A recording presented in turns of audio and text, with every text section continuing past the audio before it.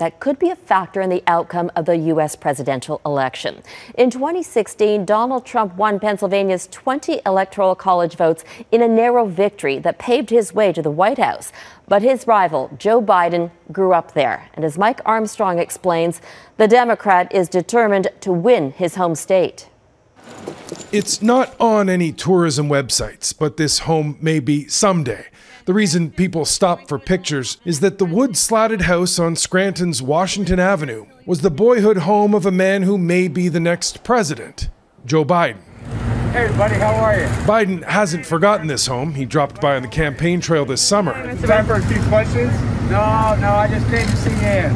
Now, that Ann he wanted to see is the new homeowner. Sort of. It's hard to call Ann Kearns new, considering she raised a family in the home and has lived in it for close to 6 decades. He's been here now, I think, about 11, 12 times. Kearns has documented some of those trips, including the first one. Biden brought his 91-year-old mother. In 2016, he popped by with journalists in tow and then presidential candidate Hillary Clinton. Hi, how are you? This is Ann. The goal of that visit was to help Clinton in central Pennsylvania. It didn't work. Donald Trump's victory in this state in 2016 by the slimmest of margins was thanks to votes he picked up in rural and blue-collar communities. This time around, Joe Biden's playing up his blue-collar roots just about every chance he gets.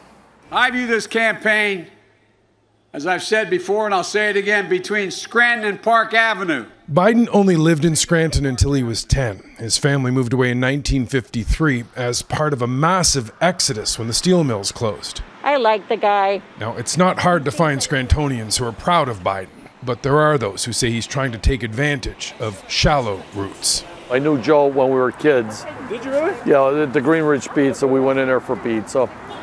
But Joe left, and Joe never came back.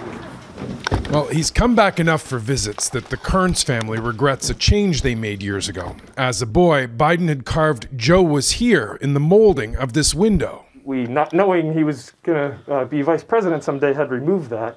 So when he was here, we said, you know, we'd love it if you re-signed the old home. So that was where Joe signed. On top of everything else that's on the line in this election, there's even more for the Kearns family. The next 2 weeks will determine whether the house eventually becomes an official tourist attraction. Mike Armstrong, Global News, Scranton, Pennsylvania.